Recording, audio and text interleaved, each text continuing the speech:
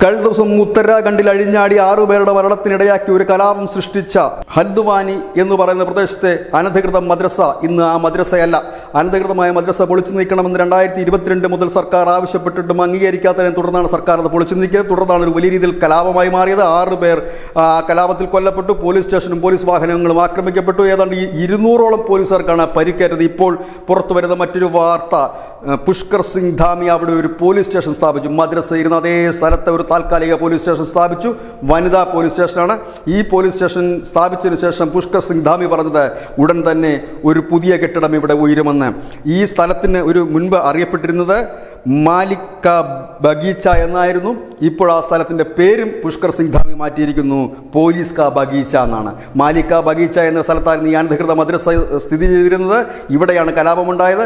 അത് ഇടിച്ച് നിരത്തി അവിടെ പോലീസ് സ്റ്റേഷൻ സ്ഥാപിച്ചുകൊണ്ട് ധാമി പറഞ്ഞിരിക്കുന്നു ഈ സ്ഥലത്തിൻ്റെ പേര് മാറ്റിയിരിക്കുന്നു പോലീസ് കാ ബഗീച്ച എന്ന്.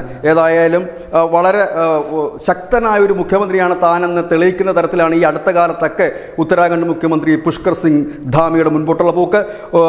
ഒരു എപ്പിസോഡിൽ ന്യൂസ് ഇന്ത്യ മലയാളം പോയിന്റിൻ്റെ എപ്പിസോഡിൽ ഞാൻ പറയുകയും ചെയ്തിരുന്നു, യോഗിയല്ല അതിനും അപ്പുറത്തേക്ക് ഒരു 10 വർഷത്തിനകം ഉയർന്നു വരുന്ന ഒരു നേതാവായിരിക്കും പുഷ്കർ സിംഗ് ധാമി എന്ന്. അത് അക്ഷരാർത്ഥത്തിൽ ശരിവെച്ചുകൊണ്ടാണ് ഏക സിവിൽ കോഡ് നടപ്പാക്കുന്നു. അതിന് തൊട്ടു പിന്നാലെ ഒരു ദാക്ഷിണ്യവുമില്ല. അത് അഴിഞ്ഞാടിയ മതമൗലികവാദികളെ അടിച്ചൊതുക്കി അവിടെ ഒരു താൽക്കാലിക പോലീസ് സ്റ്റേഷൻ പണിതുകൊണ്ട് അദ്ദേഹം ഒരിക്കൽ കൂടി തെളിയിക്കുന്നു യോഗിക്കൊപ്പം തന്നെയാണ് താനെന്ന്. News desk, news India Malayalam.